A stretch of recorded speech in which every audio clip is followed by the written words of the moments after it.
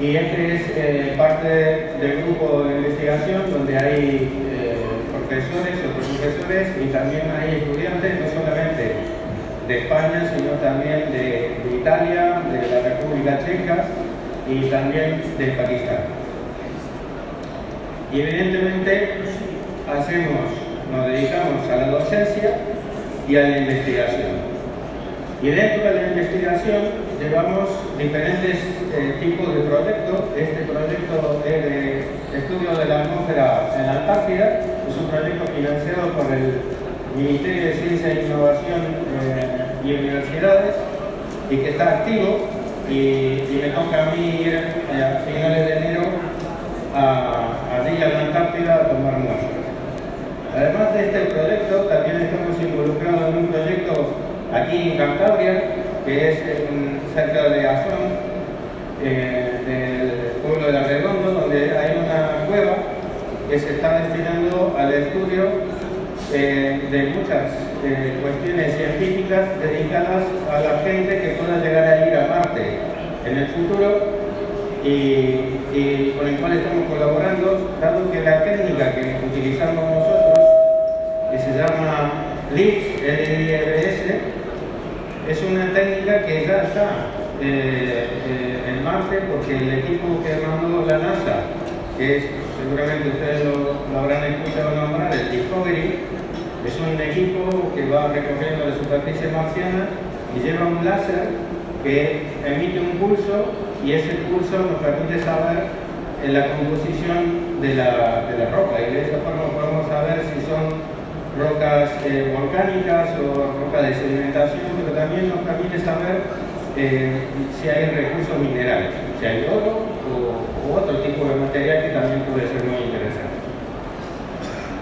Y el proyecto que más tiempo estamos dedicando y más esfuerzo es este proyecto que hemos denominado de forma de acrónimo TESS-ABIF, es una análisis de abeja debería ser, pero se dedica fundamentalmente a la detección de la adulteración y la contaminación en productos de abejas, pero nos estamos centrando fundamentalmente en la adulteración de la miel y en la contaminación que puede haber en la miel y en la cera de abeja. En este proyecto participan diferentes países. Participa Francia, España y Argentina. Y dentro de cada uno de esos países, las organizaciones apícolas que son representativas, como COAP en España, el INTA en Argentina y UNAF en Francia. Al menos eso es la propuesta que queremos hacer para hacer un estudio que tiene una duración de 6 años. Pero si pasamos al tema que nos ocupa, la situación actual es más o menos como esta. Vamos en una carretera y no tenemos ni límites ni limitaciones. Da igual ir a 100 que a 200. Y la única norma, que sí que hay una norma, adecuar el coche a la velocidad de la carretera. Y esa norma es tan antigua como decir miel procedente de la Unión Europea y de fuera de la Unión Europea. ¿Cuál es la situación? Ya saben que la plataforma de etiquetado claro y otras organizaciones como FAC y otros sindicatos también han participado activamente en un cambio del etiquetado de la miel. Y eso es un camino bastante largo y bastante complicado. La primera fase de ese cambio en la normativa del Real Decreto del 2003 sobre la calidad de la miel y el etiquetado es hacer una información pública que se emite el Ministerio y donde no hay texto y la gente, público en general, puede hacer algún tipo de alegación. El segundo paso es la audiencia pública, que ya hay un texto y sobre el cual se pueden presentar diferentes tipos de alegaciones. El tercer paso es una consulta al sector, donde ahí participan los sindicatos, COAP, los envasadores, y en las comunidades autónomas que pueden hacer alegaciones al texto. El cuarto paso es la Comisión Interministerial de Ordenación, que ahí participa el Ministerio de Sanidad, el Ministerio de Agricultura y todos los sectores, también los embajadores, los sindicatos, etc.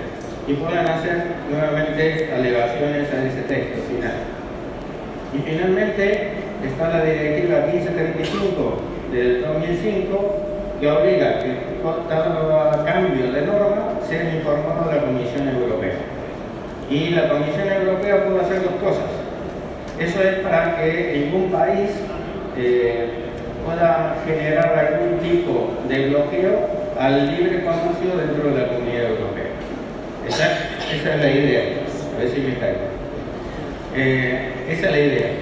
La cuestión es que la Comisión Europea puede hacer dos cosas. Presentar observaciones, entonces el gobierno la puede tener en cuenta o no, o puede solicitar una información, un informe reglado, lo cual implica que, bueno, que las cosas se van a demorar más. El plazo que tiene España es el 21 de octubre, pero Portugal, que también está en esa línea de cambio de la normativa de etiquetado, ya han recibido la contestación de la Comunidad Europea y que vamos a comentar en un momento. Si eso es negativo, nos quedan 3 meses más para presentar una respuesta alegada a la Comisión Europea y por lo tanto eso se puede llegar a prolongar más tiempo. En este punto de donde estamos en este momento, porque vence el 21 de octubre, y si eso pasa bien, pasa al Consejo de Estado, del Consejo de Estado al Consejo de Ministros y finalmente al BOE, que yo supongo que si tenemos suerte puede ser que en el 2020 esto se apruebe. Pero bueno, no está muy claro que eso vaya a ocurrir de esa forma. Además, el Ministerio español pide un refuerzo de la trazabilidad basado en un autocontrol. Ya sabemos lo que pasa con los autocontroles, porque ya lo hemos visto en Andalucía hace poco con el tema de la listeriosis. Muchas veces esos autocontroles no funcionan muy bien. Pero se basa, en definitiva, a incrementar la defensa alimentaria y obliga a los envasadores a tener un registro de las mieles que han utilizado y la mezcla que han realizado. Sin embargo, eso ya está en la ley, porque tenemos el reglamento 178 del 2002, donde se obliga a tener un registro de trazabilidad de todos los alimentos. Y este reglamento proviene del año 2002, debido a que fue el año donde se ocurrió aquello de las vacas locas y a partir de ello se vio la necesidad de mejorar la trazabilidad de los productos alimenticios. Bueno, si tenemos suerte y sale la norma del etiquetado, pues bueno, tendremos esto, una carretera con una norma, ¿no? Es decir, bueno, máxima 100 km/h. Pero si solamente tengo el cartel, así mismo hay gente que no respeta las normas. Y por lo tanto lo que necesitamos es un control mayor. Aquí nosotros vemos que ya todo este movimiento respecto al etiquetado ha hecho que las empresas como Hacendado, que es Mercadona, empiecen a etiquetar la miel como cosechada en España.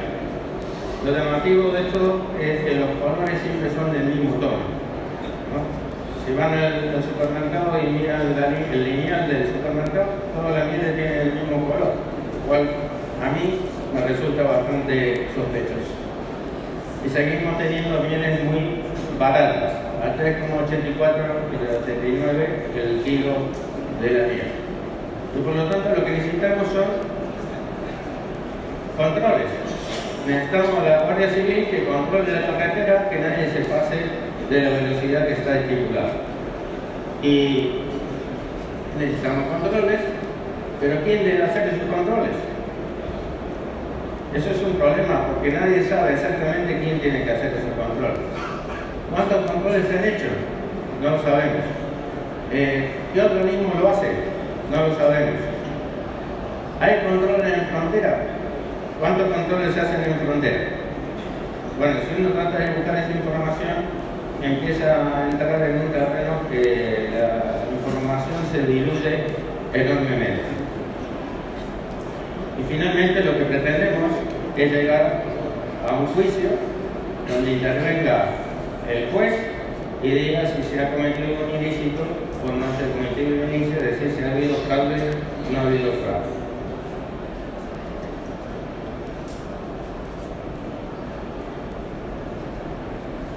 Italia ya tiene una normativa que obliga a introducir el nombre de los países de los cuales se ha hecho la mezcla y por lo tanto funciona. Pero España puede vender a Italia tranquilamente poniendo mezcla de mieles procedentes de la Unión Europea y de fuera de la Unión Europea. Por lo tanto, es verdad que es necesaria una normativa general para toda la comunidad, pero algo hay que hacer y por lo menos los países se están moviendo. Francia también ha solicitado un cambio en la normativa de su etiquetado, y lo que dice es que se debe declarar en orden decreciente de peso el país de procedencia de la miel y debe, en el caso de que una miel procedente de un país represente más del 20% del costo, el nombre de ese país se resaltará, aumentando el tamaño de letra o poniéndolo en negrita, etc. Y a continuación se incluirá la mención más del 20%. Eso es lo que tiene Francia en este momento y está en una situación similar a la de Portugal. Portugal ha solicitado que en el etiquetado se ponga los países de origen de la cosecha en orden decreciente de importancia. Portugal ya ha recibido la notificación de la Comunidad Europea que le ha dicho que no van a aceptar ese cambio de la normativa, lo cual implica que seguramente Francia tampoco y España tampoco les autorice a la Comunidad Europea a hacer ese cambio en la normativa de etiqueta. Sin embargo, hay un plazo de 3 meses adicionales que seguramente ya lo discutirán más ampliamente aquí en la mesa. Sí.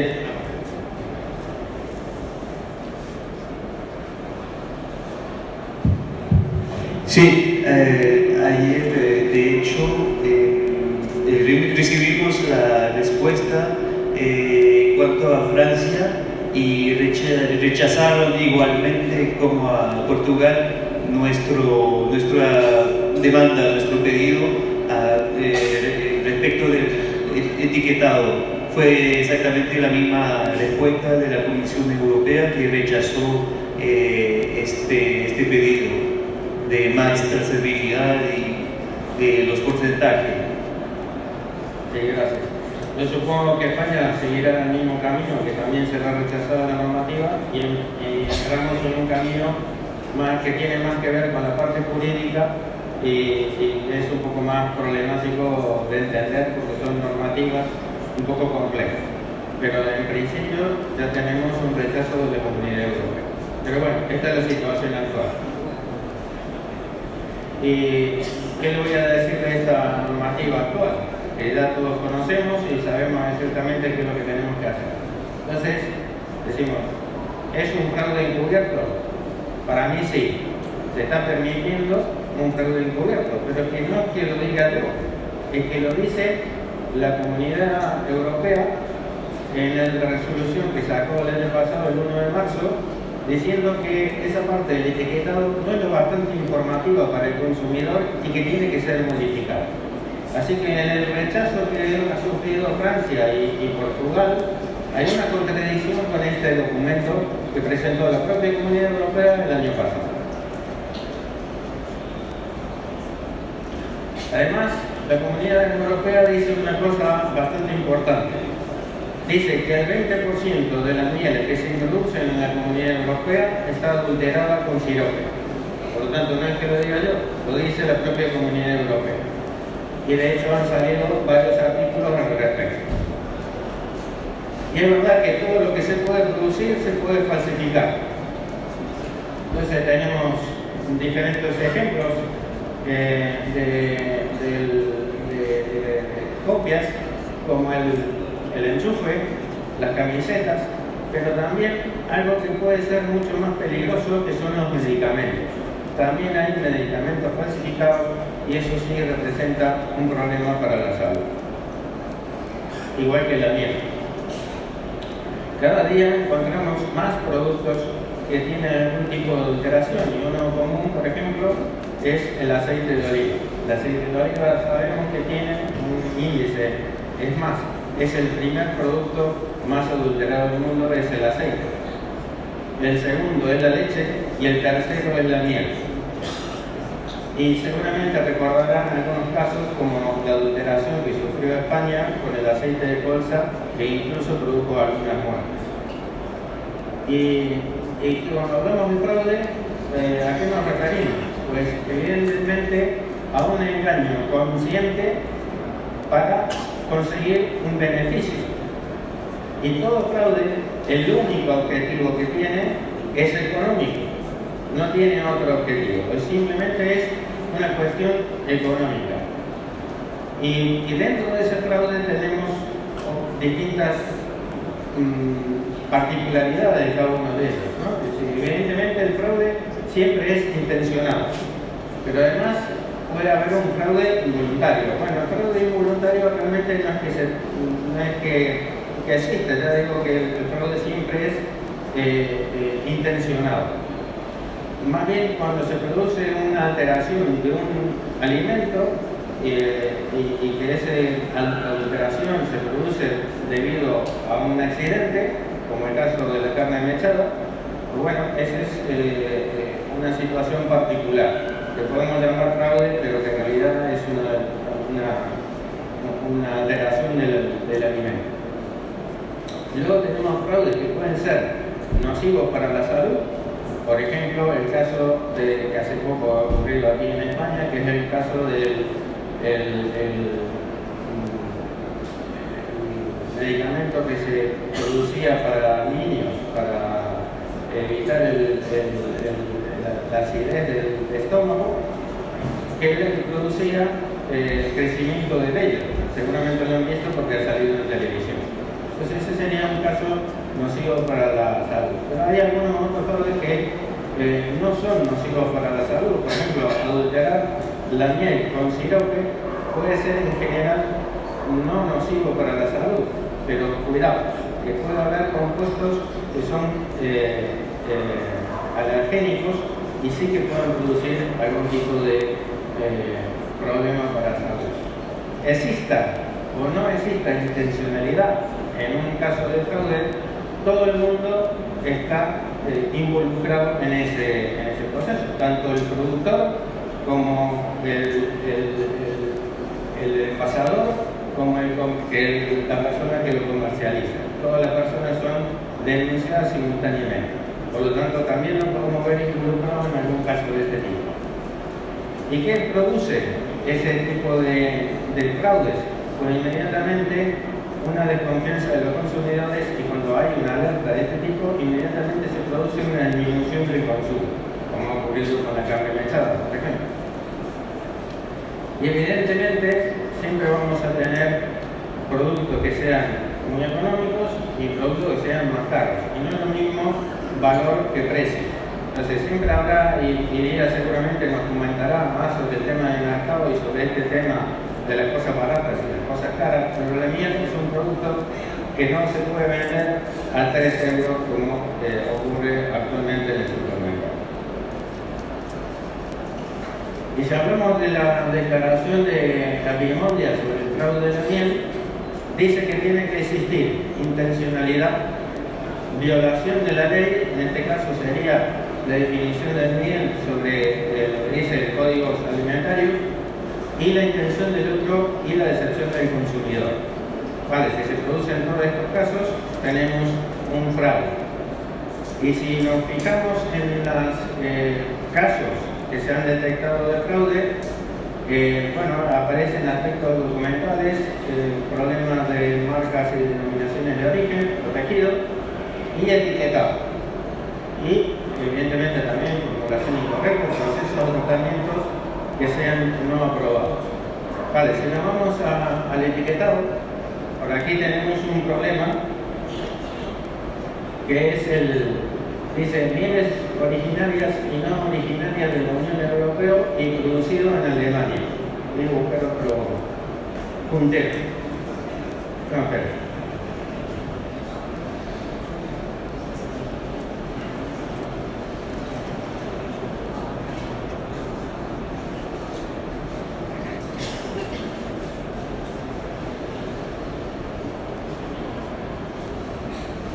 Lo que pasa es que es una pantalla,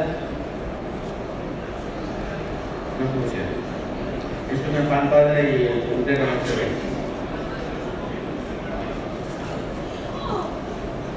Vale, sigo adelante. Entonces, bueno, producido en Alemania, evidentemente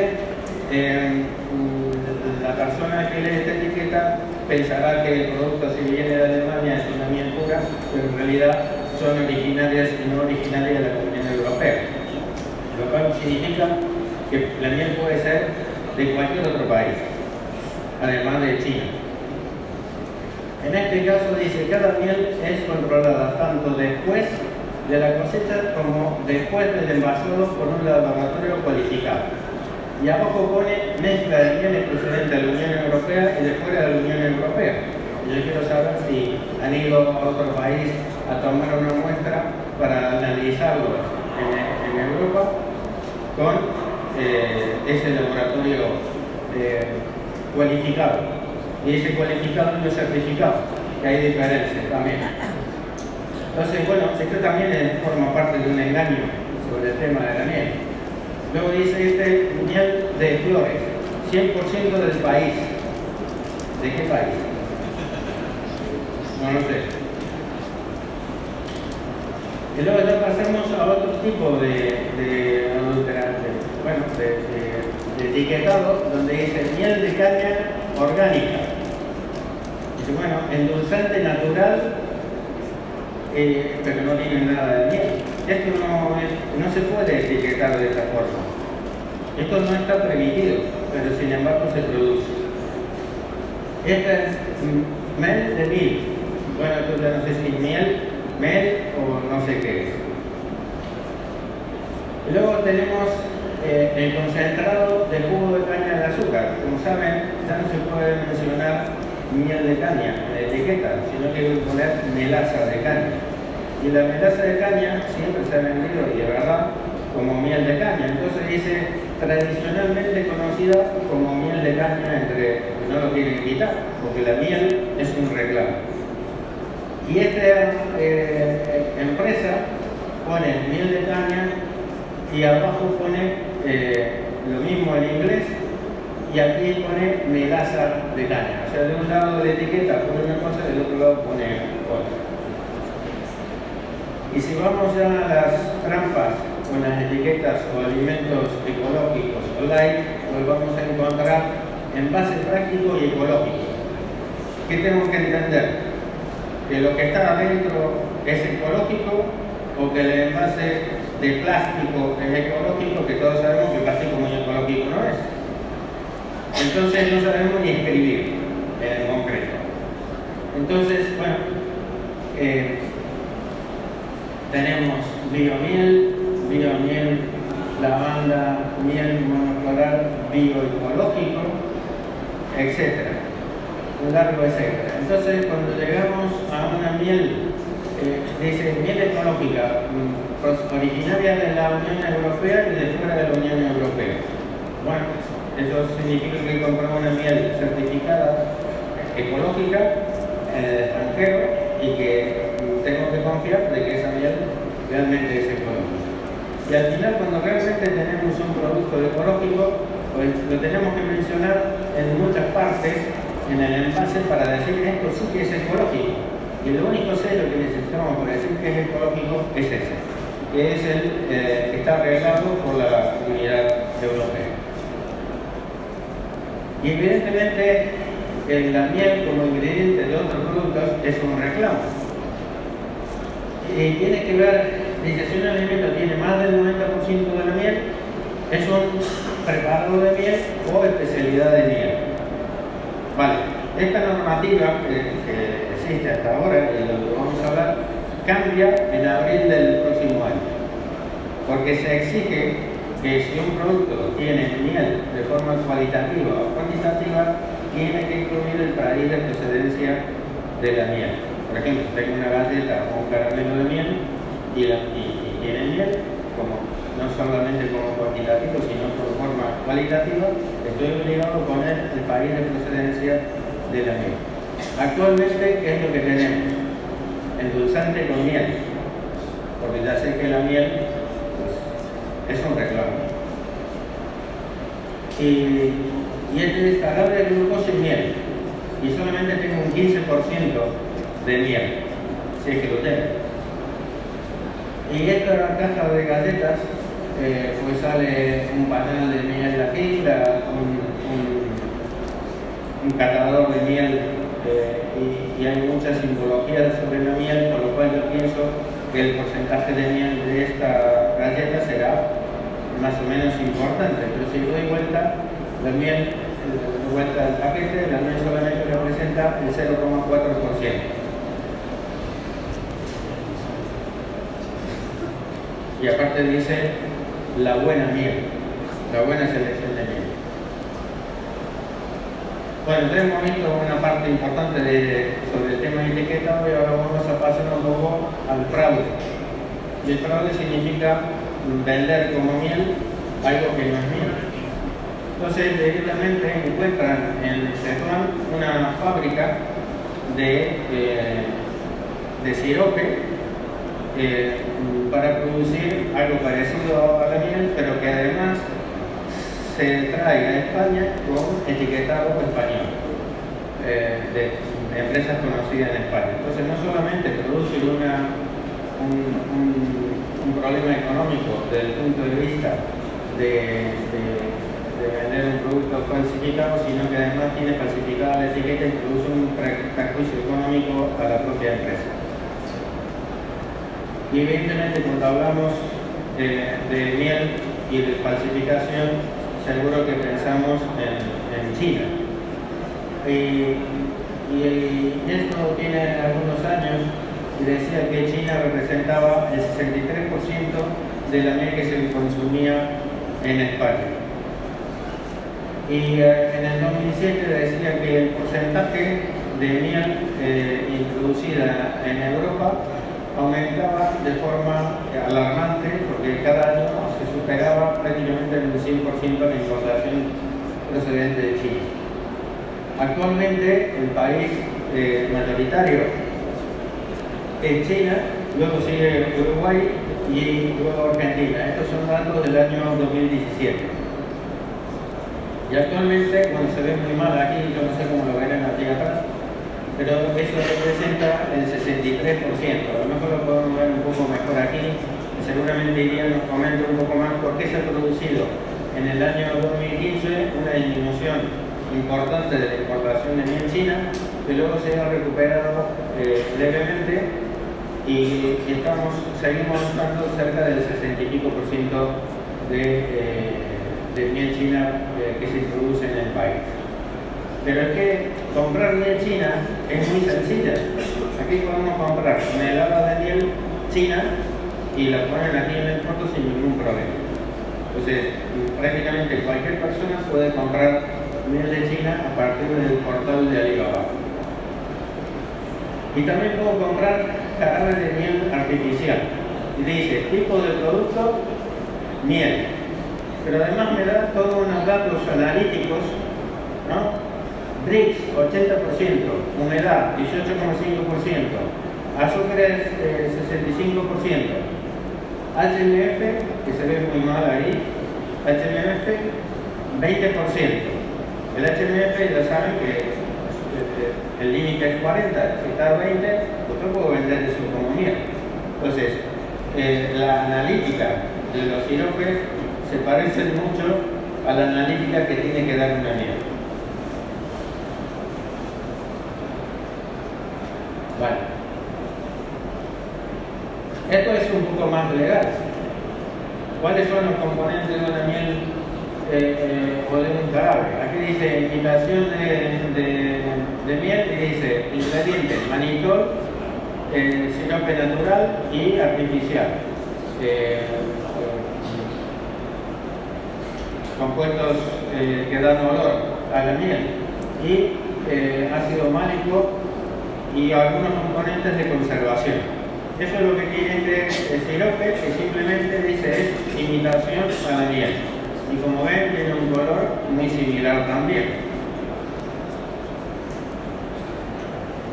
Si vamos a internet, vamos a encontrar varios métodos para tratar de detectar si una miel es pura o es adulterada. Y lo que les puedo decir es que no existe ningún método, lamentablemente, sencillo para detectar si la miel está adulterada o no. Y solamente lo puede saber un laboratorio especializado en el tema de miel. Hay un vídeo que me hace mucha gracia porque está en internet.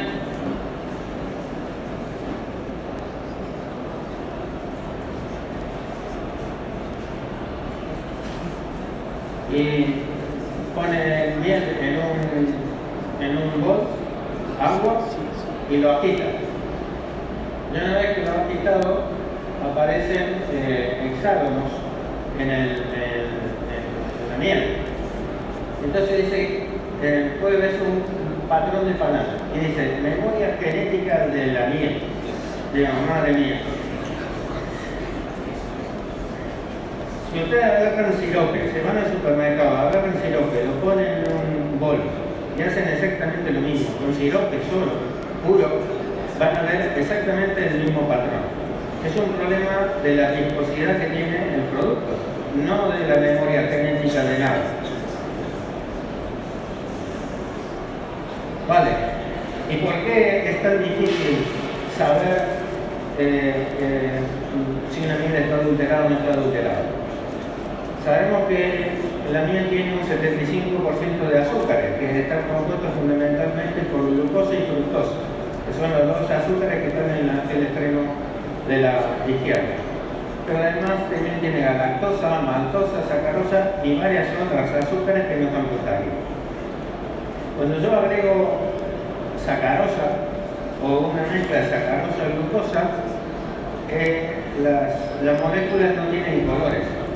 Entonces, una molécula de fructosa que ha agregado con un sirope y una molécula de fructosa que ha traído la abeja de una flor son exactamente iguales. Y por lo tanto, no puedo saber si proviene de una miel o si proviene de un sirope. Ese es el principal problema que nos enfrentamos cuando queremos determinar la adulteración de una miel. Además, ¿qué tiene? Tiene 20% de agua, tiene vitaminas, tiene compuestos como el fósforo, el magnesio, el calcio, el hierro y además un montón de compuestos minoritarios como prolina, por ejemplo, pero también tiene ácido fólico, ácido málico y ácido fenilacético, que al final son compuestos que le dan ese perfume a la miel y que son tan importantes, pero yo puedo falsificar.